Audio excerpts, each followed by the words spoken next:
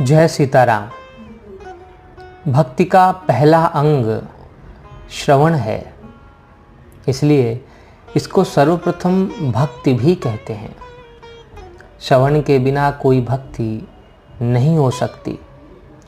यदि कोई ऐसा उदाहरण मिले तो उसमें भी पूर्व संस्कार तो मिलेंगे ही, जिनसे यही प्रतीत होता है कि इसने पूर्व जन्म में ही श्रवण कर लिया होगा। श्रवण आदि भक्ति है, पहले सुनता है तभी तो उसकी रुचि होकर वह इस ओर यानी कि भक्ति की ओर लगता है। आत्मनिवेदन अंतिम भक्ति है, इसमें और भक्तियाँ समा जाती हैं। आत्मनिवेदन या आत्मसमर्पण हो जाने पर साधक की भक्ति अनन्य हो जाती है। शरणागति के जितने भाव हैं वे स्वयं ही उसमें आ जाते हैं। महर्षि पतंजलि ने जो ईश्वर प्रणिधान कहा है वह भी उस पुरुष में आ जाता है तथा उसका फल समाधि सिद्धि भी उसे मिल जाती है। फिर उद्धार की तो उसे कोई चिंता रह ही नहीं जाती, उसका तो उद्धार निश्चित ही हो चुका। आत्मसमर्पण करके पहले साथियों भक्त सर्वथा निश्चिंत हो जाता है। उसे अपने लोक परलोक के लिए किसी प्रकार का कोई भय या चिंता फिर नहीं रहती। एक मनुष्य पाठशाला चलाता है, रात दिन उसकी चिंता में लगा रहता है। अब यदि कोई योग्य संपत्तिशाली सज्जन उस काम को संभाल ले तो फिर वह निश्चिंत हो जाएगा। इसी प्रकार जैसे कोई आदमी अपना काम किसी योग्य व्यक्ति को सौंपकर परदेश जाए तो पीछे के काम की कोई चिंता नहीं रहती, ऐसे ही जो अपने आप को भगवान के अर्पण कर देता है उसके लिए भय और चिंता का कोई स्थान नहीं रह जाता। उसके आनंद का पार नहीं रहता। जैसे किसी कंगाल लड़के को कोई करोड़पति गोद ले ले तो वह बड़ी प्रसन्नता से उस पिता की गोद में जाकर बैठ जाता है और निश्चिंत हो जाता है, क्योंकि वह जानता है कि मेरे पास 500 भी नहीं थे और अब मैं करोड़ों की संपत्ति का उत्तराधिकारी हूँ। अतः उस पिता की गोद में बैठकर उसे बड़ा ही आनंद होता है, क्योंकि इससे उसके अन्न वस्त्र की चिंता सदा के लिए मिट जाती है। यह तो एक मनुष्य की गोद में बैठने की बात है, परंतु जो उस परमात्मा को आत्मसमर्पण कर देते हैं उसके आनंद का क्या ठिकाना। वहाँ भय की बात ही कहाँ है। जब साधारण धनवान की गोद में बैठने वाले को भी भय नहीं रहता तब परमात्मा तो सर्व सामर्थ्यवान है, उनकी गोद में भय कैसा। वहाँ पहुंचकर फिर शांति का पार नहीं रहता। धनवान की गोद में बैठने वाला तो धन के स्वार्थवश उसमें बाधा पड़ने पर उसी का अनिष्ट चिंतन कर सकता है, यह उसकी नीचता और कृतज्ञता है। परंतु परमात्मा की गोद में कोई इस स्वार्थ से नहीं बैठता। उसको इसी बात में बड़ा आनंद होता है कि प्रभु ने मुझको अपना लिया है। हम लोग तो उसके आनंद को समझ ही नहीं सकते। बड़ी विलक्षण बात है।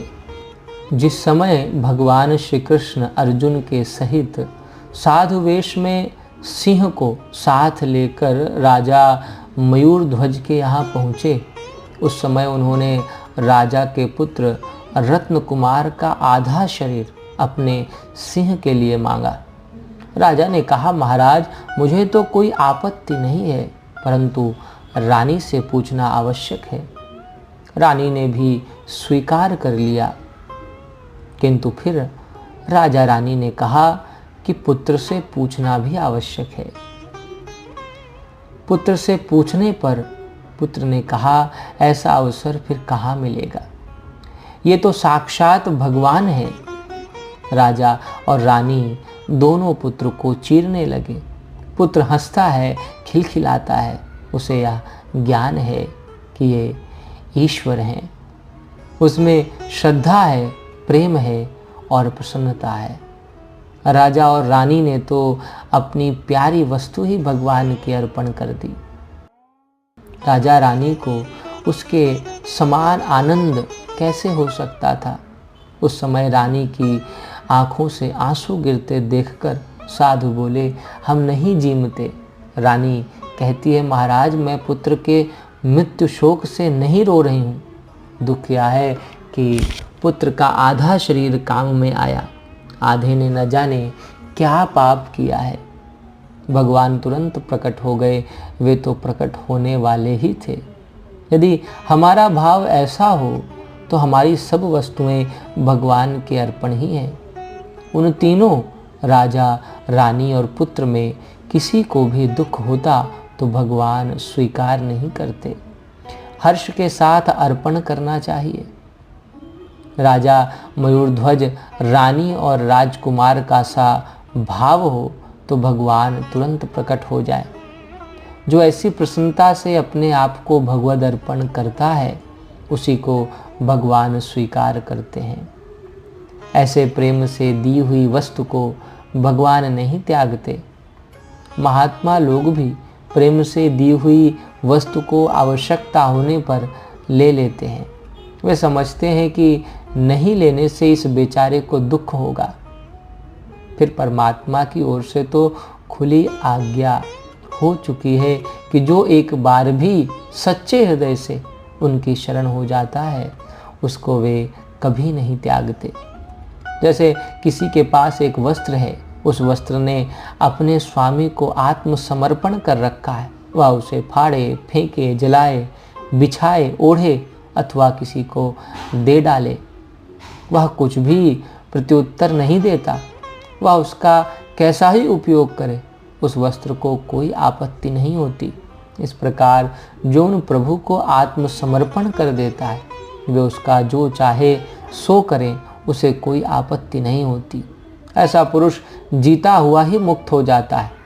वह जीता हुआ ही मुर्दे के समान प्रभु के समर्पित हो जाता है। मुर्दा कोई आपत्ति कर सकता हो तो वह भी करे। इस प्रकार जो जीता हुआ ही मुर्दे का सच्चा स्वांग कर दिखलाता है वही जीवन मुक्त है। ऐसा जीवन मुक्त महात्मा निर्भय हो जाता है। वह शोक से तर जाता है तथा अटल और नित्य शांति को प्राप्त होता है। उस जीवन मुक्त का संसार में विचरना हम लोगों के कल्याण के लिए ही होता है। उसे अपने लिए कोई कर्तव्य नहीं रहता। गीता में कहा है कि जो पुरुष इस प्रकार से भगवत शरण हो जाता है उसका जीवन केवल लोगों के कल्याण के लिए ही होता है। जैसे पंचायती के सामानों से जो चाहे वही अपना काम निकाल सकता है, उसी प्रकार उस पुरुष से भी सबको अपना काम निकाल लेने का अधिकार सा होता है। ऐसे विरक्त पुरुषों का जीना संसार के उपकार के लिए ही होता है, परंतु उनमें ऐसा भाव नहीं होता कि मैं संसार के हित के लिए विचरता हूँ। जो ऐसा कहता है वह तो अभिमानी है, वह जीवन मुक्त कभी नहीं हो सकता। अमानित्व आदि सद्गुण तो उनमें पहले से ही आ जाते हैं। ऐसे पुरुषों के दर्शन से नेत्र, भाषण से वाणी और चिंतन से मन पवित्र हो जाता है। ऐसे पुरुष संसार में हजारों लाखों हो चुके हैं। उत्तराखंड की तपोभूमि में तो ऐसे बहुत से ऋषियों ने तपस्या की है। वह पवित्र भूमि स्वाभाविक ही वैराग्य युक्त है। उस भूमि में रहने वाले महात्मा पुरुषों की महिमा कहाँ तक गाई जाए। भगवान से यदि कुछ मांगना हो तो यही मांगे कि हे प्रभु, जिन महात्माओं की महिमा आप गाते हैं हमें उन्हीं के चरण चिन्हों का अनुगामी बनाइए। और मांगने की भी क्या आवश्यकता है। जो पुरुष भगवान की शरण हो जाएगा और जिसे भगवान अपना लेंगे उसके उद्धार की तो बात ही क्या है। वह तो औरों का भी उद्धार कर सकता है। ऐसे महात्मा में ऐसे लक्षण आ जाते हैं जैसा कि भगवान कहते हैं कि जो पुरुष शत्रु मित्र में और मान अपमान में सम है तथा सर्दी गर्मी और सुख दुखादि द्वंद्वों में सम है और सब संसार में आसक्ति से रहित है तथा जो निंदा स्तुति को समान समझने वाला और मननशील है अर्थात ईश्वर के स्वरूप का निरंतर मनन करने वाला है एवं जिस किसी प्रकार से भी शरीर का निर्वाह होने में सदा ही संतुष्ट है, वह स्थिर बुद्धि वाला भक्तिमान पुरुष मुझे प्रिय है। आत्मसमर्पण से ऐसी स्थिति प्राप्त हो जाती है प्यारे साथियों। जय सीताराम।